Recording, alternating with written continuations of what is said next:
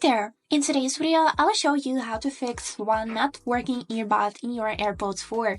Let's get started. So we have two ways how to try fix this problem. The first one is that we would need to take the earbuds out of the case and then clean the contacts that you can see at the bottom of the case. The problem may be that one of the contacts is in the dirt and it wasn't charging your earbud and it's simply discharged.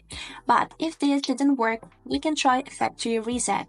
To do a factory reset, place both of the earbuds inside the case, then open it and tap 3 times 2 on this invisible button. Let me show you how. So let's imagine we have opened the case and we tap 1 2 1 2 1 2 6 times at all, 3 times by 2. So now let's do a factory reset. I'll open the case and tap 1 2 1 2 1 2.